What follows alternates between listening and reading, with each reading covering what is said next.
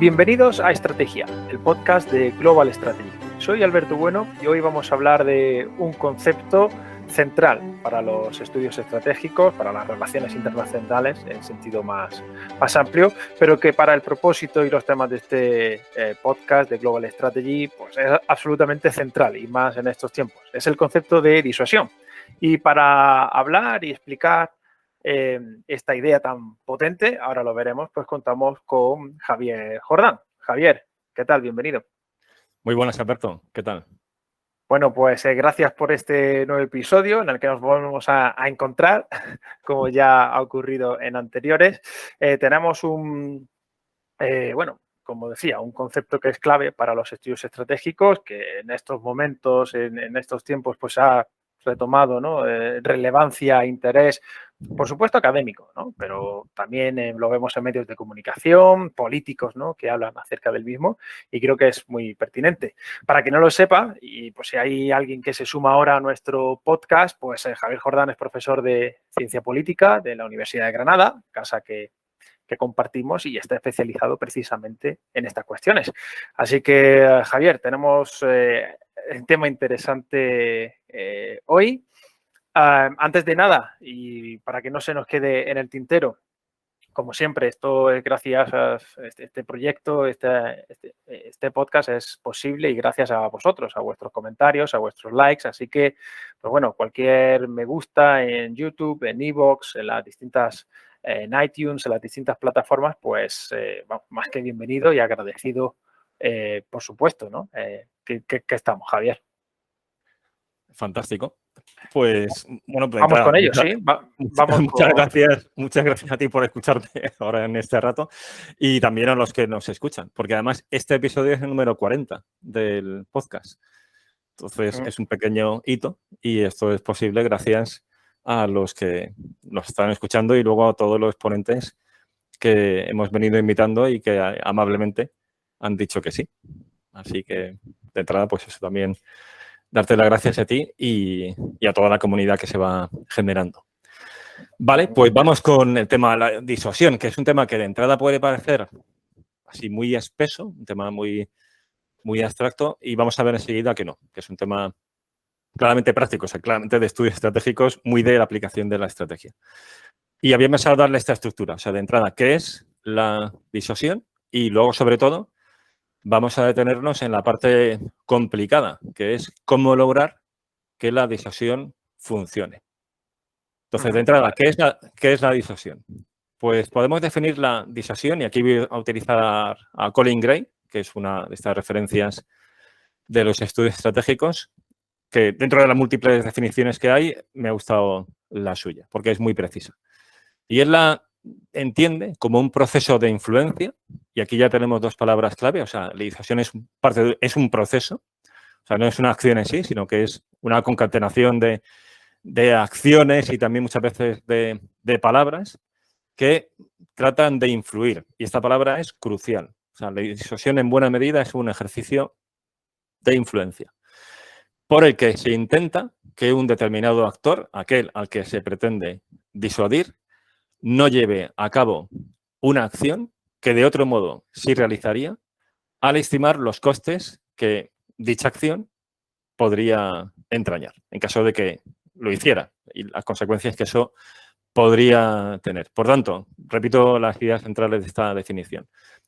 Por un lado, es un proceso, es fundamental, es influencia, y es una influencia sobre el cálculo de costes-beneficios de aquel actor al que se trata de disuadir con el fin de que no lleve a cabo una determinada acción. Yo creo que es una definición muy operativa, además así, con sus distintos elementos, creo que nos da una buena imagen, ¿no? de conjunto. Totalmente. Porque además incluye esta cuestión que ahora vamos a ver en cómo funciona la disuasión, que es central, que es afectar al cálculo de costes-beneficios del que queremos disuadir.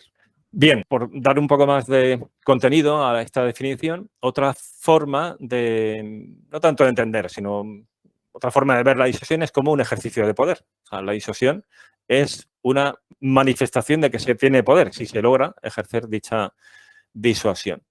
Una definición muy conocida por quienes estudian ciencia política es la definición de poder coercitivo de Robert Dahl.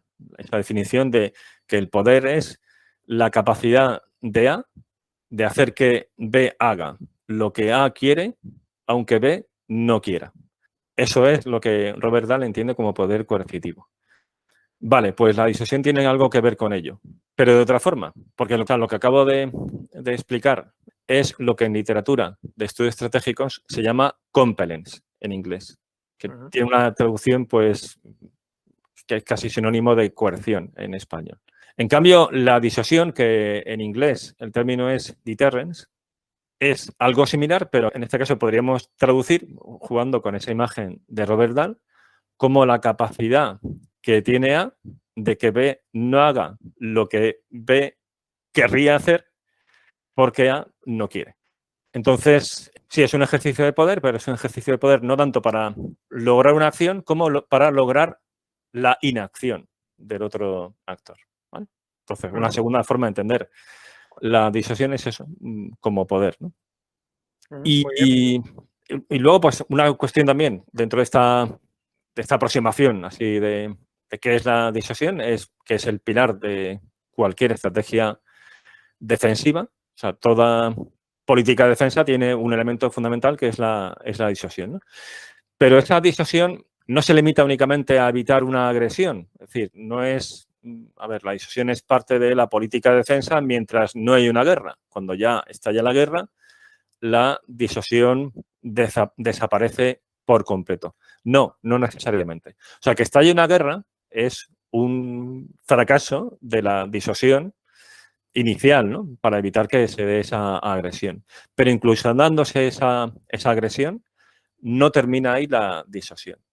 Ha fracasado esa primera disuasión, pero dentro del conflicto, entonces esto es lo que voy, dentro del conflicto también se puede ejercer la disuasión, que es lo que se llama eso, la disuasión intraconflicto, la disuasión para evitar una escalada del propio conflicto. ¿Vale? Es otra forma también de entender la disuasión. Y luego, una última idea en esta primera aproximación conceptual a la disuasión es la distinción que establece Patrick Morgan, y luego hablaremos de las referencias bibliográficas. Esto concretamente es un libro publicado por Cambridge University Press, que es Deterrence Now, en 2006, que este autor distingue entre disuasión general y disuasión inmediata. Disuasión general es para evitar cualquier tipo de ataque armado, venga de donde venga, y la disuasión inmediata es para evitar la agresión por parte de un actor ya concreto con nombre y apellidos y a menudo en el contexto de una crisis. Bueno, entonces, estas serían algunas ideas iniciales para aproximarnos al concepto de disuasión. De todos modos, la definición de trabajo de este episodio es la primera que he dado, la de Colin Gray, que la repito, un poco por reforzar la idea, eso, que es un proceso de influencia para afectar al cálculo de costes y beneficios de un determinado actor para que no lleve a cabo una acción. ¿Vale? Y eso, pues lógicamente, supone, si funciona bien, que se tiene poder sobre se está ejerciendo poder sobre ese actor. Pues de acuerdo, creo que ha quedado bastante claro y con esa definición de trabajo, como tú decías, acerca de qué es la disuasión. Así que, salvo que quieras añadir algo más, podemos pasar a ese segundo elemento que mencionabas, cómo funciona la disuasión e ir adentrando, ir trabajando con esta idea. Muy bien. Aquí viene entonces la parte complicada, porque al final la disuasión es influir sobre una mente pensante, es decir, un actor que tiene sus propias ideas. Y vamos a ver que eso es muy complicado, es decir, que esto no es algo matemático. Vamos a ir dando diversos apuntes sobre cómo se ejerce la disuasión con el fin de que tenga éxito, pero veremos que no es una ciencia y que nunca está garantizada al 100%. Bueno, entonces, vamos a ir viendo también algunas ideas sobre cómo funciona la disuasión. Bueno, una primera distinción sobre cómo ejercer la disuasión, cómo llevarla a la práctica, y esta va a sonar a muchos de nuestros oyentes, aquellos que estén más familiarizados con estudios estratégicos, es la distinción clásica de Glenn Snyder en el 61, que distingue entre disuasión por negación y disuasión por represalia. Y aquí claramente tenemos esta idea que nos decía Colin Gray de afectar al cálculo de costes y beneficios. Porque la disuasión por negación trata de funcionar, trata de ejercerse, convirtiendo en inviable o en sumamente costoso en la consecución de los objetivos de la agresión, es decir, minimizando las ganancias, y la disuasión por represalia es maximizando los costes. ¿Cómo? Igual no es posible defender de manera efectiva ese objetivo, que es el objeto el propósito de la disuasión por negación. Entonces, ¿cómo se puede ejercer la disuasión en tal caso? Por represalia, es decir, amenazando con llevar a cabo un castigo considerable como consecuencia de que el otro actor lleve a cabo esa acción, de modo que a través de la amenaza de ese castigo se afecte al cálculo de costes y beneficios, se maximicen los costes y el otro actor se lo piense 2 veces antes de llevar a cabo dicha agresión. Entonces, una primera forma de ejercerla o de entender cómo funciona la disuasión es por negación, o sea, negando al otro. A ver, esto en el ámbito nuclear, pues es fácil verlo. Disuasión por negación sería un escudo antimisiles que realmente funcione bien, de modo que si un actor tiene muy pocos misiles balísticos, se lo piense muy bien antes de emplearlo, porque a lo mejor no es efectivo frente a un escudo antimisiles que sería capaz de destruir los misiles mientras están en tránsito. Eso sería disuasión por negación. En este caso concreto, lo que estoy diciendo es bastante difícil y ahora mismo está en desarrollo el tema de los escudos antimisiles. Pero la lógica de los escudos antimisiles es disuasión por negación. Y luego la forma normal en la que ha funcionado la disuasión nuclear es la disuasión por represalia. Se ha entendido que los escudos antimisiles no eran una garantía, no son capaces de defender bien. Entonces, la principal forma de que el otro actor no lleve a cabo la acción, no lleve a cabo un ataque nuclear, es amenazar con una respuesta nuclear como consecuencia del primer golpe. No sé si se entiende. O sea, sí, además esto yo creo que para quien esté más familiarizado con estas cuestiones o simplemente guste, le sonará, ¿no? Como has dicho, la Guerra Fría, el contexto nuclear, ¿no? El primer golpe, la respuesta, la represalia y llegar a ese punto, ¿no? De la mutua destrucción asegurada y todo. Responde a esa lógica, ¿no? Ciertamente, creo que sí, creo que estamos perfectamente situados. Bien, este mismo autor, Glenn Snyder, profundiza un poco más en cómo funciona la disuasión y él identifica 4 variables.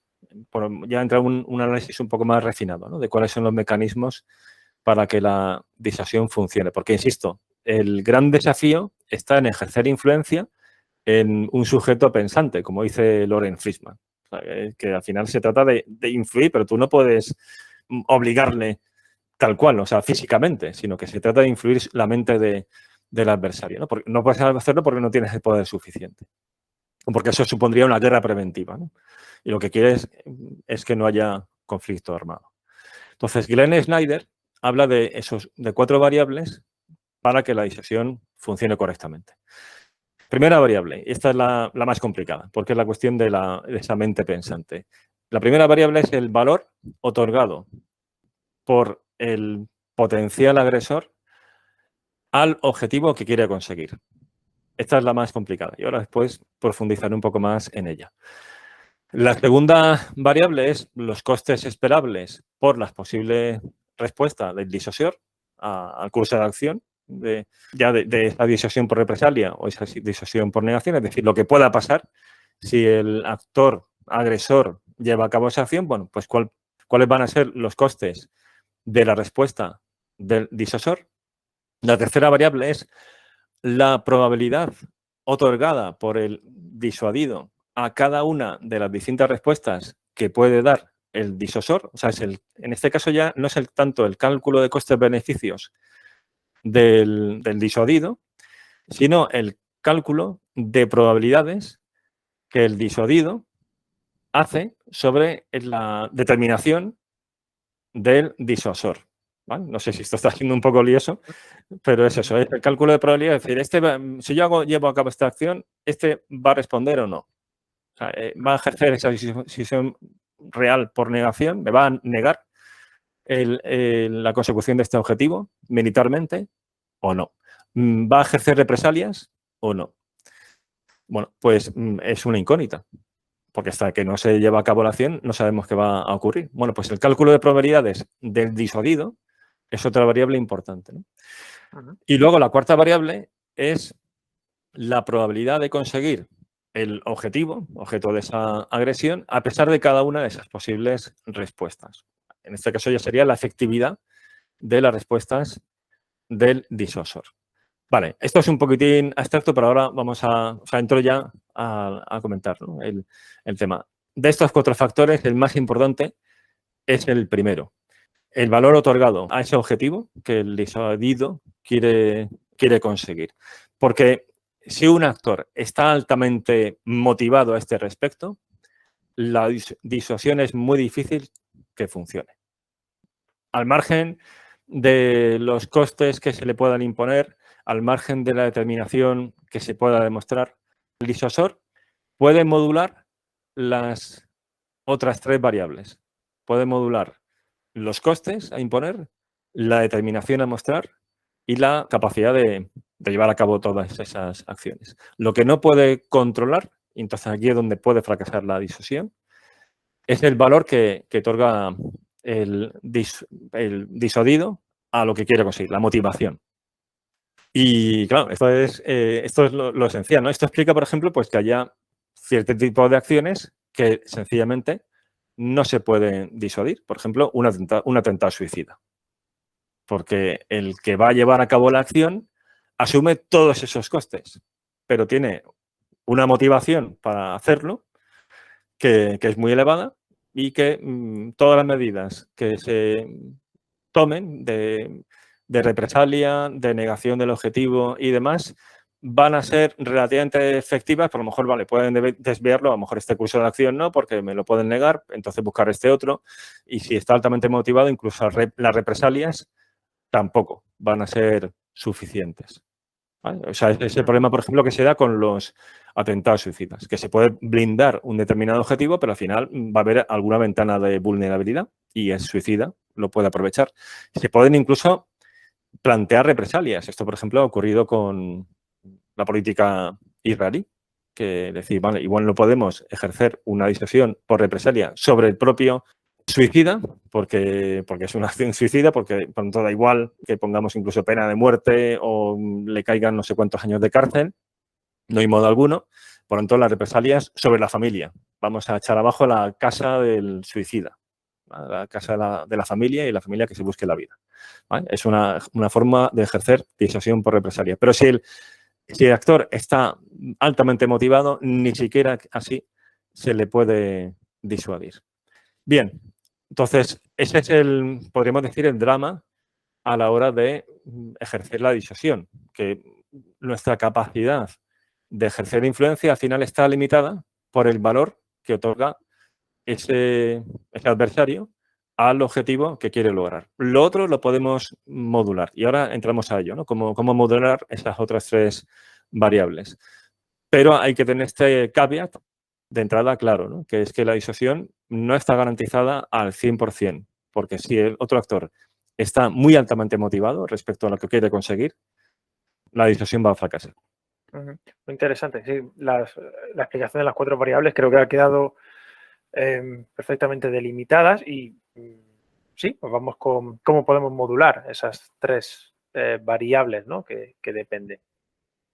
Hay 3 formas de afectar a esas variables y a su vez esos 3 componentes son los que dan soporte, los que explican la validez de otro concepto clave cuando hablamos de cómo funciona la disuasión.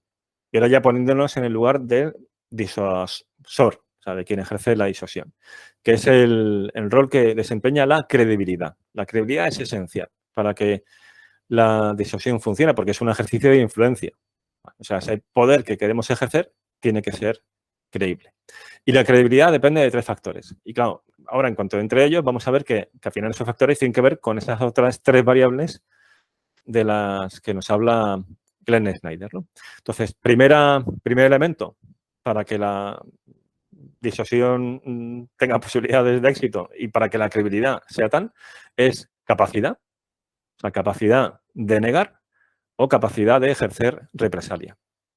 No obstante, no es suficiente la capacidad. Y, por ejemplo, un autor también de referencia, como es Bernard Brodie, que es uno de los padres de los estudios estratégicos, poco después de la Segunda Guerra Mundial, él deja muy claro en sus escritos que la mera superioridad militar no garantiza la disuasión. Por lo que antes hemos visto, por el factor crucial que es la motivación o no, el grado de motivación del adversario, y porque además hay otros dos factores, que son, hemos visto, primero la capacidad, esa capacidad, que puede ser capacidad militar para ejercer esa disuasión o esa represalia, pueden ser otro tipo de herramientas que permitan ejercer la disuasión a través de esa capacidad, pues a lo mejor de carácter económico, mediante sanciones, diplomático, promoviendo la expulsión de determinados foros o el no ingreso a determinados foros. Todo eso es parte de la capacidad. Bien, un segundo elemento es la determinación. O sea, el mostrar la firmeza para poner en práctica esa capacidad, para llevar a cabo pues una defensa que permita negar al adversario la consecución de ese objetivo o de represalias que elevan los costes de la consecución de ese objetivo por parte del que queremos disuadir. O sea, la determinación es también esencial. Y luego la comunicación, porque podemos tener capacidad, podemos tener la voluntad de emplear esas herramientas que forman parte de la capacidad, pero si no comunicamos nuestra voluntad de hacerlo, ese ejercicio de influencia se debilita. Por lo tanto, estos tres elementos, capacidad, determinación y comunicación, son factores que explican la credibilidad y son factores, es decir, funcionan como si esto fuera una multiplicación, no una suma. Por lo tanto, si uno de ellos es muy débil, afecta al resultado final. O sea, si uno de ellos, si nos falta determinación, la determinación es muy baja, no se compensa porque la capacidad sea muy elevada o porque lo estemos comunicando bien, porque en el fondo pueden intuir que vamos de farol, que realmente no queremos utilizar las herramientas de que disponemos para castigar a ese disuadido. Vale, Bien. tenemos esos tres ideas solo por recapitular brevemente, porque me parecen fundamentales tres conceptos, el de capacidad, el de la determinación, la voluntad y el de comunicación, que dan lugar, digamos, a un núcleo fundamental que es la credibilidad. La credibilidad, exactamente. Una idea más sobre la comunicación, porque quizás se pueda pasar por alto, o sea, porque podemos, cuando hablamos de disuasión, prestar mucha atención a lo material, a las capacidades, o a la voluntad, a la determinación. Pero la comunicación es esencial, o sea, transmitir ese mensaje, por lo que estamos viendo, que esto es un ejercicio de influencia. Bien, la comunicación es esencial para que resulte creíble ese ejercicio de influencia. Y para ejercer esa comunicación es conveniente el utilizar bien dos herramientas. Una es la transmisión del mensaje mediante declaraciones explícitas de los costes que va a conllevar una determinada acción si esta se lleva a cabo. O sea, por lo tanto, estaría la parte más retórica o más de narrativa. Y luego están las acciones. O sea, se trata de combinar las palabras con las acciones. Y al mismo tiempo que sean acciones que no sean provocativas, pero que demuestren determinación, que sean demostraciones de fuerza. Especialmente, y aquí de nuevo traigo a Colin Gray, pues Colin Gray dice que este empleo de acciones es muy conveniente cuando juega un papel la psicología cartográfica. Cuando hay una distancia importante entre la metrópoli y un territorio pues, donde se quiere ejercer influencia o a lo mejor un territorio de ultramar y por lo tanto la credibilidad de la disuasión se puede poner en cuestión. Dos ejemplos que él menciona es, uno, la guerra de Corea, o sea, la invasión de Corea del Sur por parte de Corea del Norte, con ayuda del bloque comunista, y donde se pensaba que, bueno, que eso estaba todavía fuera de la esfera de influencia de Estados Unidos, no se habían definido muy bien en ese sentido en Asia cuál era la esfera de influencia norteamericana y si tenía estómago y sobre todo capacidad de proyectar fuerza a la península de Corea. Y luego un ejemplo más cercano, y además tenemos un episodio al respecto, el de Malvinas, donde está clara la disparidad de fuerzas entre Argentina y Reino Unido, a favor de Reino Unido, pero la distancia va a ejercer un papel de equilibrio, en este caso a favor de los argentinos, piensan ellos, que puede hacer que los ingleses se lo piensen dos veces, ¿no? Y de hecho, veíamos en ese capítulo que al comienzo de la crisis, el propio Ministerio de Defensa británico y el Foreign Office tenían bastante dudas sobre la posibilidad de llevar a cabo de manera efectiva esa operación militar, porque era muy compleja por la enorme distancia que había, ¿no? Bien, Solo entonces, para recordar, Javier, perdona, es sí, el Estrategia Podcast 27, Guerra de las Malvinas, contigo y con Samuel con Samuel Morales. Para Morales. quien no lo haya escuchado, que lo tenga ahí en la recámara también. Exactamente, ese fue otro de los grandes episodios de Samuel, de los que hemos grabado con él. Bien, entonces, bueno, pues estamos un poco por recordar ideas, ¿no? O sea, estamos con el tema de la credibilidad, que la credibilidad se consigue a través de capacidad, determinación y comunicación. Me explayo ahora un poco sobre comunicación. Y luego, una última cosa a comentar sobre este tema es el debate que existe sobre lo que se llama el culto a la reputación. Y este es un debate, además, muy actual en la literatura de estudios estratégicos. Porque la idea clásica a este respecto en la producción científica desde los años 50 hasta prácticamente la actualidad es que la credibilidad dependía de una historia de episodios interdependientes. O sea, que la historia de un determinado actor marca, condiciona la credibilidad de su disuasión. Esto tiene lógica, por un lado. Es decir, si un actor ha mostrado debilidad en unos cuantos episodios, imaginemos en 3 episodios, en el cuarto episodio de una crisis, de una posibilidad de ejercer la disuasión, bueno, pues existen probabilidades posiblemente más altas de que otra vez dé un paso atrás y no ejerza la disuasión de forma efectiva, o sea, o no lleve a cabo las represalias o las acciones de defensa oportunas.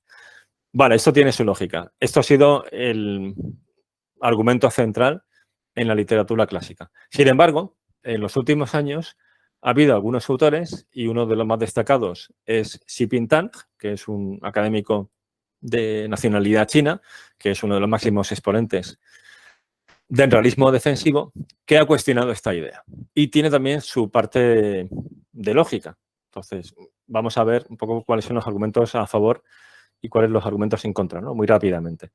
Xi Jinping dice, bueno, sí, eso a veces se ha dado en la historia, pero sin embargo, en una nueva iteración, o sea, una nueva iteración de crisis, el actor que va a llevar a cabo la agresión se lo puede pensar frente al disuasor, ese disuasor presuntamente débil, a tenor de los precedentes, porque, y aquí introduce el realismo, dice, porque una idea clave del realismo es que hay que desconfiar del compromiso de los aliados, es decir, es un mundo de autotutela, o sea, los diversos actores calculan sus acciones en términos de interés, de modo que ojo con el compromiso de los aliados, igual luego te encuentras solo, o sea, debes garantizar tú tu propia seguridad.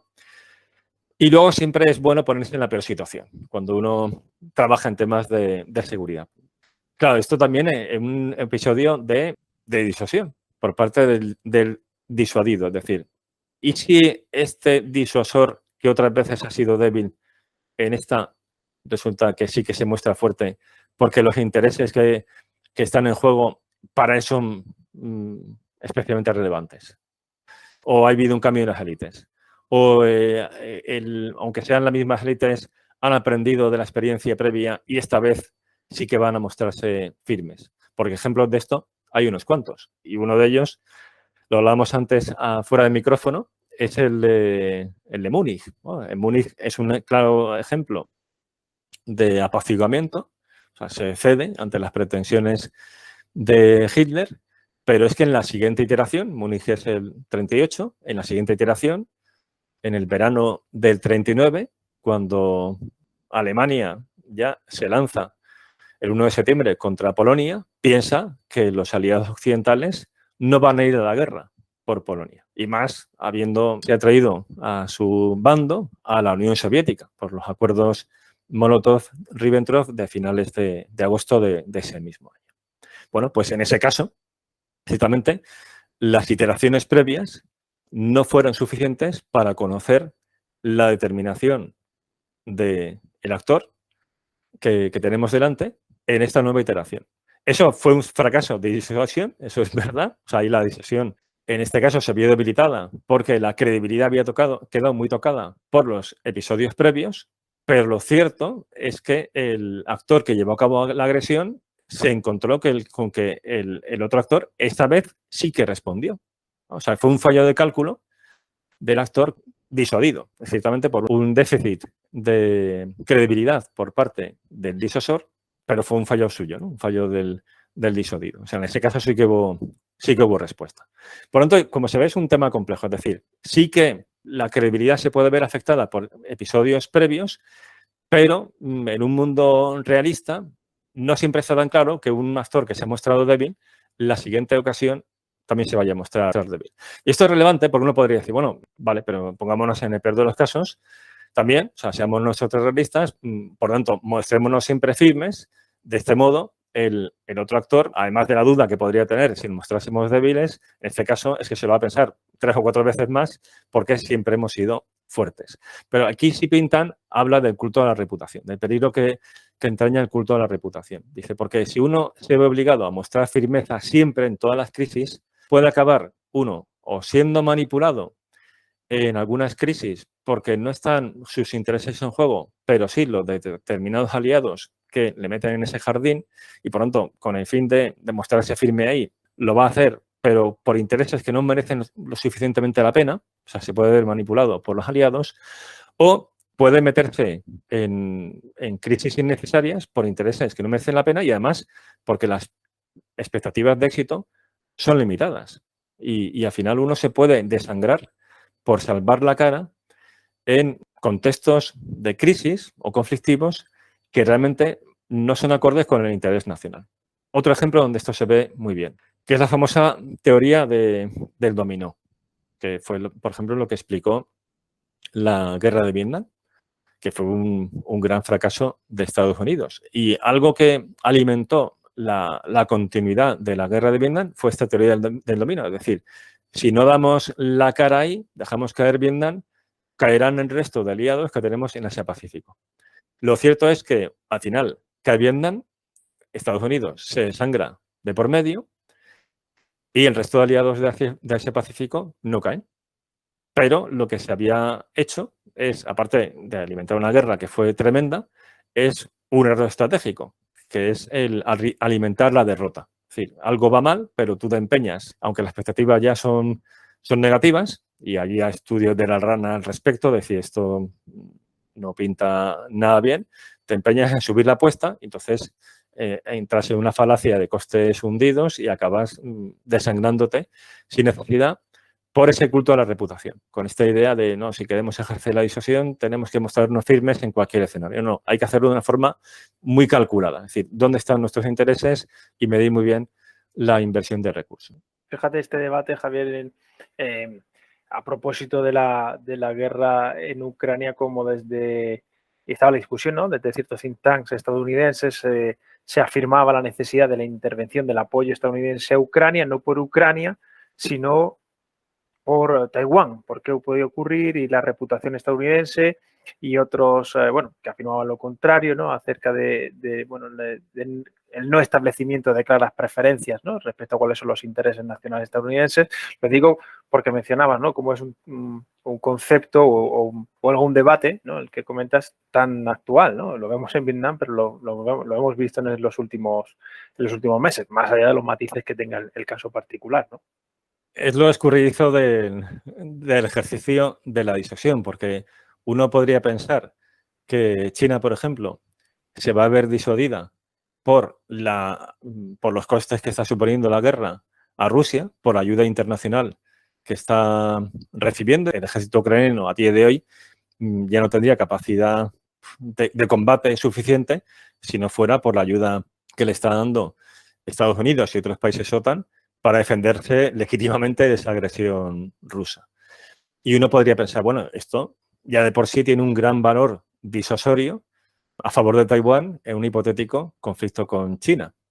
Bueno, podría ser, pero podría no ser. Y esto además se lo leía hace unos días en una entrevista al actual consejero de Seguridad Nacional de Estados Unidos. Y además, mira, es que viene muy bien lo que acabas de apuntar, porque él decía, yo trabajo en temas de seguridad nacional, me tengo que poner siempre en la peor situación, y si el cálculo chino es al revés, y si China está aprendiendo de todo lo que está ocurriendo para, en caso de llevar a cabo una acción contra Taiwán, prever todo lo que estamos haciendo y neutralizarlo. Evitar que se le dé ese apoyo internacional a Taiwán, que le pueda sostener militarmente. Es muy difícil tener garantías, como antes veíamos, ciertas de que la disuasión va a funcionar. Y si te parece, pues ya vamos entrando casi en la recta final con esta idea de cómo funciona la disuasión y entonces entramos a un nuevo aspecto, que es qué papel juega la racionalidad. Vale, vamos con ello, sí. Muy bien, pues la disuasión está muy relacionada con la racionalidad, porque como estamos viendo, tiene mucho que ver con un cálculo de costes y beneficios. Sin embargo, conviene también no caer en un reduccionismo, o sea, ver el proceso de disuasión como una interacción entre dos actores que se comportan según el modelo de actor racional. ¿Vale? Para los que nos escuchen, pues que vengan de la ciencia política o de economía, este concepto les va a sonar más, es decir, pues entender la conducta, eso, en términos de puro cálculo de costes-beneficios, o sea, donde la variable explicativa fundamental es un cálculo racional. La realidad es mucho más compleja, ¿no? Pero, sin embargo, esta idea del papel que juega la racionalidad fue uno de los pilares de la disuasión nuclear durante la Guerra Fría. O sea, la famosa destrucción mutua asegurada, o sea, el MAD en inglés, se sustentaba en tres ideas. Uno era esto, primera idea, el modelo de actor racional, o sea, la otra parte racional, iba a conducirse racionalmente. Dos, el deseo de supervivencia, o sea, los dos queremos salir vivos de esta interacción. Y tres, el que los dos actores, estoy hablando de la disuasión nuclear entre Estados Unidos y la Unión Soviética, poseyeran un arsenal nuclear capaz de destruir a la otra parte abrumadoramente. Entonces, al combinar esos tres elementos, se lograba estabilidad estratégica y se generaba ese efecto de bola de cristal. La idea de bola de cristal es eso, es que se podía saber el futuro. Es decir, si uno apretaba el botón de lanzamiento de los misiles, sabía a continuación lo que iba a pasar, que es que te iban a borrar del mapa a ti también. O sea, tú podías destruir a la otra parte, pero la otra parte tenía capacidad de segundo golpe y también te iba a causar un daño devastador. Y entonces se creaba el efecto bola de cristal en esa interacción, cosa que es bastante anómala en un contexto de conflicto, porque la guerra es el caos. La guerra, como vimos también en ese episodio con José Luis Calvo de Clausewitz, la guerra está envuelta en la niebla. O sea, es muy difícil saber en ese sistema tan complejo cuáles van a ser los resultados de determinadas interacciones. Sin embargo, Kenneth Wolff, que es otro autor de referencia, tanto en estudios estratégicos como en relaciones internacionales, o sea, el padre del realismo estructural, él dice literalmente, con armas convencionales la bola de cristal se nubla, pero con armas nucleares resulta perfectamente nítida. Sabemos qué va a pasar. Este efecto de bola de cristal crea en ese contexto de competencia entre dos grandes potencias nucleares estabilidad estratégica. Entonces, ¿en qué consiste la estabilidad estratégica? La estabilidad estratégica es una situación donde ninguno de los actores en esa interacción tiene incentivos para atacar primero. O sea, es una situación donde ninguno gana, pues se ataca primero. Por tanto, tenemos una situación estable en ese nivel de confrontación. Digo en ese nivel porque, para quien esté familiarizado con el concepto de estabilidad estratégica, enseguida sale también la paradoja de la estabilidad e inestabilidad, que es lo siguiente, es decir, podemos conseguir estabilidad estratégica en el nivel de confrontación nuclear y, bueno, gracias a Dios se dio y se mantuvo durante la Guerra Fría, pero se puede dar la aparente paradoja de que, habiendo estabilidad ahí, haya inestabilidad en niveles inferiores. Es decir, por ejemplo, conflicto en zona gris y además con un nivel de escalada importante, una proxy war, donde la Unión Soviética y China dan apoyo sobre todo la Unión Soviética, a Vietnam del Norte en la guerra con Estados Unidos, y luego Estados Unidos hace lo propio dando apoyo a los afganos contra los soviéticos en Afganistán. Ahí tenemos claramente inestabilidad, eso es una proxy war. Pero en el nivel superior hay estabilidad. Eso es lo que se llama la paradoja estabilidad-inestabilidad. Pero lo que quería destacar sobre todo era el concepto de estabilidad estratégica. Entonces, si la racionalidad explica en parte el proceso de disuasión, ¿qué otros factores son necesarios para comprender bien la disuasión? Porque la explica, pero ya digo, de manera incompleta. No siempre, porque tenemos casos muy claros donde se han llevado a cabo acciones que han sido contraproducentes y se veía venir que iban a ser contraproducentes. Un ejemplo, la entrada de Japón en la Segunda Guerra Mundial. Ellos entran en guerra, como se sabe, el 7 de diciembre del 41, atacando Pearl Harbor, pero en el verano de ese mismo año, el Instituto para el Estudio de la Guerra Total, que tenía ese nombre, una especie de think tank del gobierno japonés, había hecho diversos estudios y escenarios sobre una guerra contra Estados Unidos, y en todos ellos el resultado era una derrota. Sin embargo, van en la guerra. Y muchos de ellos, incluso el propio Yamamoto, el arquitecto operacional del ataque a Pearl Harbor, sabe que esa guerra está perdida de antemano y lo que intenta es minimizar daños. Entonces, ¿por qué va a la guerra? O sea, aparentemente no tiene sentido, ¿no? Entonces, tiene que haber otros factores que den racionalidad a la acción o que expliquen la acción, ¿no? Que den lógica a esa serie de pasos, ¿no? Porque si no introducimos otros actores, podemos acabar en una tautología, que es lo siguiente, es decir, la disuasión funciona si el otro actor es racional. Si la disuasión fracasa, es que este actor es irracional. ¿Ya? Entonces, es un argumento circular. Explicamos todo a partir de que el actor sea o no racional, pero luego muchas veces vemos que aparentemente hay conductas que no lo son, pero no tienen por qué ser necesariamente irracionales. Y vamos a más detalle, ¿no? Si vamos un poco allá al detalle granulado. Entonces, hay que tener en cuenta otros factores. Uno es que, vale, que sí, a veces determinadas decisiones subóptimas no tienen lógica, y ahí en ese caso no son racionales, pero son consecuencia de una suma de decisiones burocráticas o de organizacionales. Esto, por ejemplo, en el caso de Japón fue un factor relevante, que llevan a esas decisiones poco efectivas, o sea, erróneas, al final, por sus consecuencias, porque es una suma de diversas racionalidades colectivas que acaban siendo pues, muy, muy deficiente, ¿no? en sus cálculos. Entonces, determinadas decisiones colectivas pueden explicar esa falta de aparente racionalidad. Otro factor, y este sí que dota de racionalidad a acciones vistas desde fuera irracionales, es que la estimación de costes y beneficios no es extrapolable entre un actor y otro. Es decir, aquí nos podemos encontrar el vicio de análisis de la imagen de espejo, de pensar que el otro actor tiene nuestros mismos intereses y la misma tolerancia a los costes, no necesariamente. No tiene por qué ser irracional, simplemente que prioriza unas cosas que nosotros no priorizamos. Pero luego además, y esto que voy a decir a continuación es lo clave, luego hay otra serie de variables de carácter psicológico, por ejemplo, el papel que juega el estrés o la presión del grupo, el group thinking en determinadas decisiones, la cultura, muy importante, porque afecta también esos costes y beneficios, la ideología, los cálculos de política interna o la propia estructura institucional, como antes decíamos, también puede afectar. Es decir, al final hay una serie de variables que van más allá de la racionalidad, que se suman a la racionalidad, que explican por qué no siempre la conducta del otro actor juega con nuestros parámetros de costes y beneficios.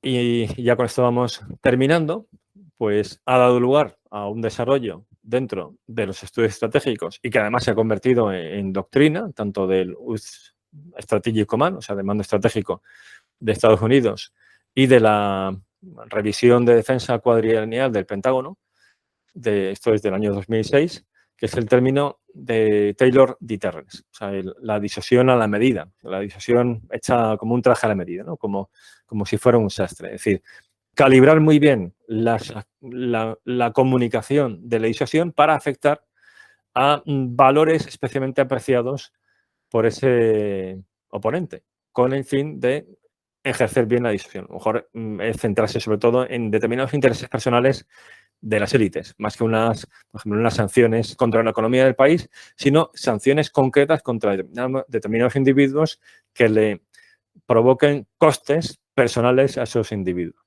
Y ya una última idea, con esto cierro, y además una idea muy rápida, es que la disuasión siempre tiene que ir acompañada de garantías. Última idea que quiero destacar en cómo funciona la disuasión. O sea, la disuasión es un ejercicio de influencia, pero a su vez la disuasión debe procurar no ser amenazante, con el fin de no provocar acciones no queridas por parte del otro actor.